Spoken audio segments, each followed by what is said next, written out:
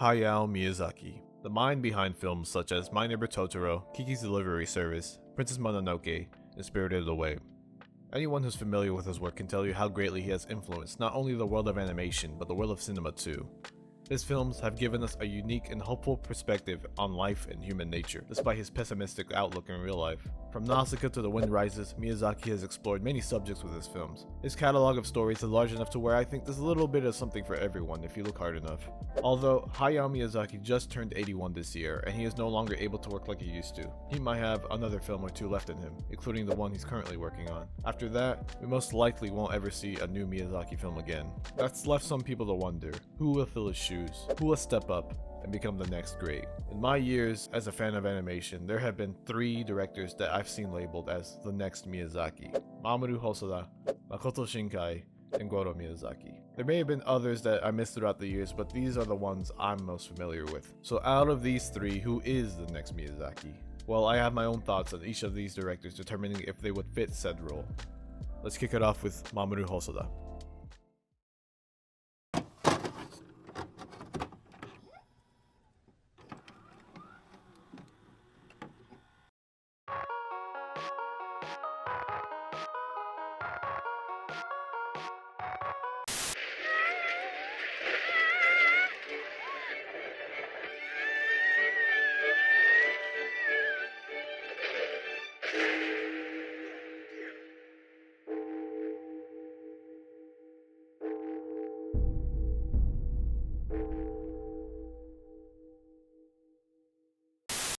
Mamoru Hosoda is best known for directing films such as The Girl Who Leapt Through Time, Wolf Children, The Boy and the Beast, and most recently Belle. He also did some work with Toei back in the day. Out of the 3, Hosoda is the one whose films I've seen the least. I've only seen The Girl Who Leapt Through Time, Mirai, and Belle.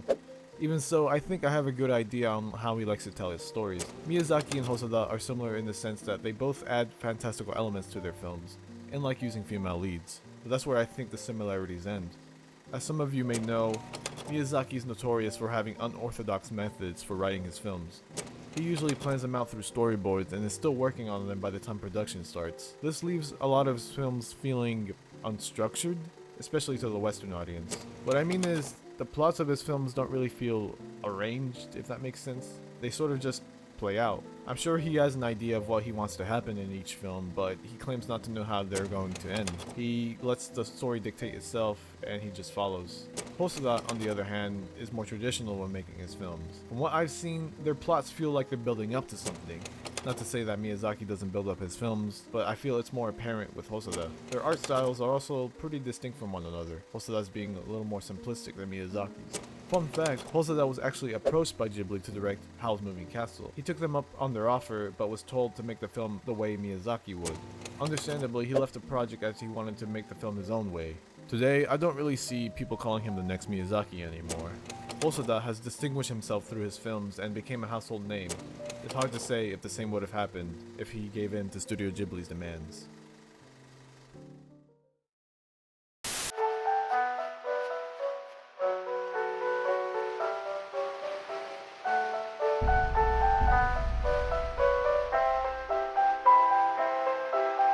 Moving on to one of the most recent people to be given this title is Makoto Shinkai.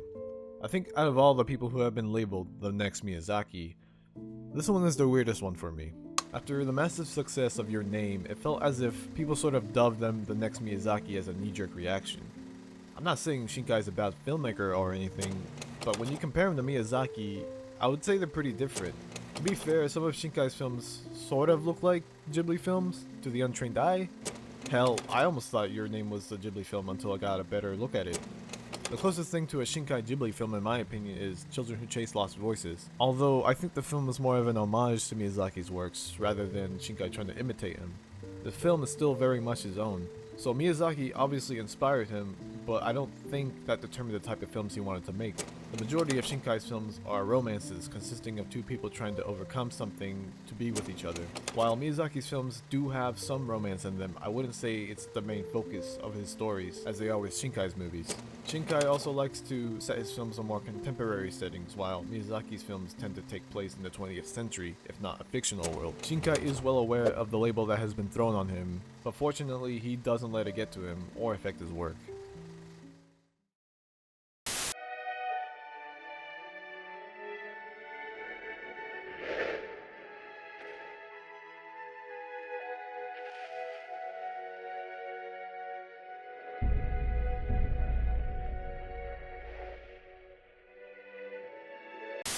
One would think that the son of the great Miyazaki is the obvious choice to helm the reins of Studio Ghibli. Surely, Hayao Miyazaki taught his son the ins and outs of filmmaking and animation, the Miyazaki way especially. Who is more befitting of the role other than Goro Miyazaki? Well, if you have seen any of Goro's films, I think it's safe to say that he is definitely not the next Miyazaki. Just to be clear, I don't think I've actually seen Goro be called the next Miyazaki. I only mention him because he's the most obvious choice due to him being the son of Hayao Miyazaki after all.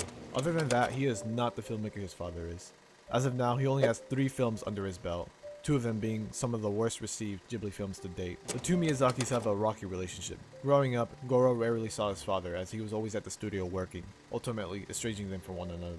Still, Goro would eventually pursue filmmaking, despite knowing very little about it. He would be thrown into the director's chair for the first film he would ever work on, and that did not sit well with his father. As a young filmmaker, Goro would be very insistent that he did not need his father's help to make films. Hayao is a harsh critic after all, so maybe he wanted to prove himself. But due to the lack of experience, his films would suffer, except for one. From Up on Poppy Hill is Goro's best film yet. It also happens to be the one where Hayao was allowed to help a bit. Hayao Miyazaki actually wrote a screenplay for the film and gave it to Goro. At first, Goro was too stubborn to accept his father's help, but was eventually pressured to by Ghibli producer Toshio Suzuki.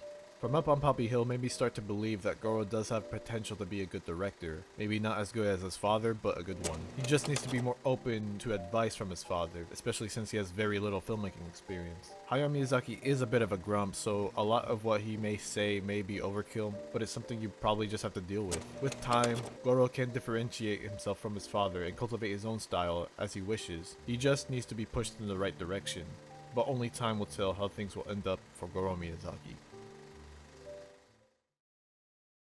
So, who is the next Miyazaki? Well, to be frank, no one. There will never be another Miyazaki.